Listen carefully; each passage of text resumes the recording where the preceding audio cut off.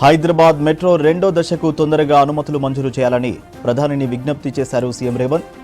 RRR కోసం ఉత్తర భాగంతో పాటు దక్షిణ భాగానికి ఏకకాలంలో అనుమతులు మంజూరయ్యేలా చూడాలని విజ్ఞప్తి చేశారు.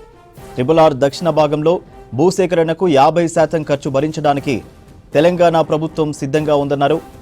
RRRకు సమాంతరంగా గ్రీన్ఫీల్డ్ రైల్వే లైన్ నిర్మాణానికి కూడా సహకరించాలని కోరారు. హైదరాబాద్ సమీపంలో ఏర్పాటు కానున్న డ్రై పోర్టును మచిలీపట్నం పోర్టుకు అనుసంధానం చేస్తూ గ్రీన్ఫీల్డ్ రహదారితో పాటు రైల్వే లైన్ కూడా మంజూరు చేయాలని ప్రధానిని కోరారు సీఎం. తెలంగాణలో సెమీకండక్టర్ ప్రాజెక్టు ఏర్పాటుకు చొరవ చూపాలని ప్రధానికి విజ్ఞప్తి చేశారు సీఎం రేవంత్. తెలంగాణలో ఈ ప్రాజెక్టుకు అనువైన భూములు, మానవ వనరులు ఉన్నాయని వివరించారు. రక్షణ రంగ ఉత్పత్తుల తయారీకి ప్రాజెక్టులు స్థాపించేందుకు ఆర్థిక ప్రోత్సాహం ఇవ్వాలని కోరారు. వచ్చే ఏడాది డిఫెన్స్ ఎక్స్పో హైదరాబాద్లో ఏర్పాటు చేయాలని ప్రత్యేకంగా విజ్ఞప్తి చేశారు. ఢిల్లీలో జరిగిన నీతి ఆయోగ్ మీటింగ్లో పాల్గొన్నారు రేవంత్. సమావేశం తర్వాత ప్రధాని మోదీని ప్రత్యేకంగా కలిసి రాష్ట్ర అభివృద్ధికి సహకరించాలని కోరారు.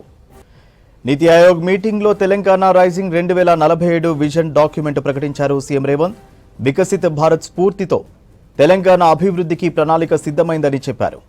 అన్ని రంగాల్లో రాష్ట్రాన్ని నంబర్ 1గా నిలపడమే లక్ష్యమన్నారు. మీటింగ్లో 4 కీలక అంశాలను ప్రస్తావించారు. పేదల సంక్షేమం, సమగ్ర పాలసీల రూపకల్పన, వరల్డ్ క్లాస్ ఇన్ఫ్రా డెవలప్మెంట్, పారదర్శక సుపరిపాలన లక్ష్యాలకు ప్రాధాన్యం ఇస్తామని తెలిపారు.